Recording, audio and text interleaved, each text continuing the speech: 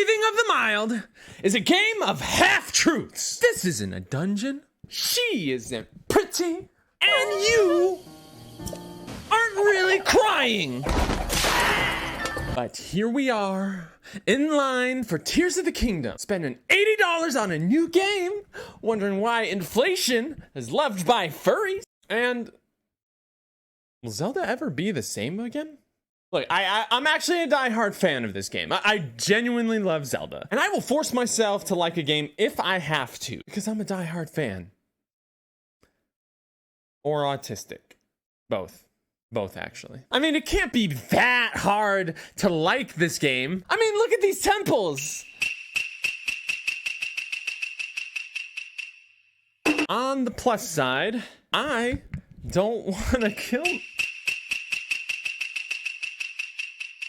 This is really the biggest problem with Breath of the Wild. Combat was fun. Enemies are interactive. The open world was fun. Go galloping on the giant horse to make you do the splits every time you tried to ride it. You could beat the king on that mountain into submission. Coming up with creative ways to just like steamroll over enemies. Oh, the game is so fun. It's just... Why are they all beige? The puzzles in this game are undoubtedly the worst part of this game. When I was playing this game, I kept encountering puzzles that show some promise because it introduced a new gimmick, and right when it got fun, it was done. It was over. Like, back in my day, our puzzles took 3 hours to beat. I needed some way to feel smart ever since I dropped out of kindergarten. These puzzles were layered, complex, and needed you to stare at it for 10 minutes only to realize you forgot to ask Daddy Boomerang's permission. I'll give you an example. Ocarina of Time had these like little eyeballs that you'd want to shoot the whole time. Not my eyeball. But you'd see these eyeballs everywhere. And you're like, no, I have evil, intrusive thoughts. Why can't I poke these things? And then you'd get the slingshot. Boom! You'd poke it. You'd be like, yes! And the game rewarded you for that. Is that why we have school shooters? But they weren't all just the same color. They were green, blue, browns, patterns. These puzzles even laughed at you. They taunted you. A corridor twisted and made you upside down. So when you went into the next room, you were sideways. Then you'd hit that eye again, and then boom, the corridor would flip again, and then you would be in the same room, but it would feel completely different because you weren't sideways anymore. Even enemies, for example, had little puzzle tricks to them. Like take the Helmasaur, for example. This little guy's drip had a weakness. Now, you could use the wisdom of the wolves. Hey man, just do a little dodge roll and hit him from behind. Or, when you got the claw shot, play the crane game and be like...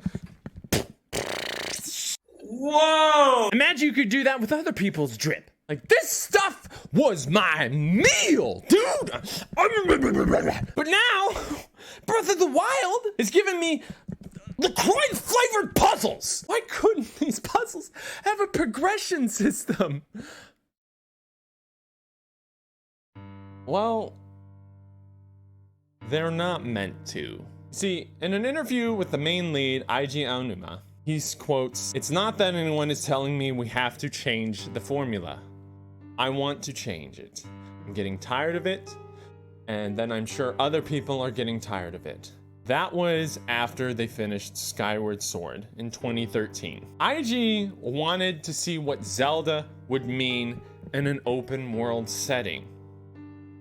We can't have progressional giant dungeons anymore, because that would mean locking off part of the environment, which would defeat the whole purpose of an open world game where you could go anywhere you want at any time. And in an interview to see if he would change his mind, IG says, "New Zelda is here to stay."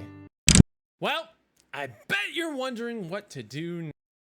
It's just a shame that we could have had something good here. You know? Just... Why is that game $80? Bowser goes on to say the price reflects the type of experience fans can expect in that specific game. That implies that Tears of the Kingdom will be an especially large and content-filled game that'll actually be a change from Breath of the Wild, which was extremely large but not particularly deep.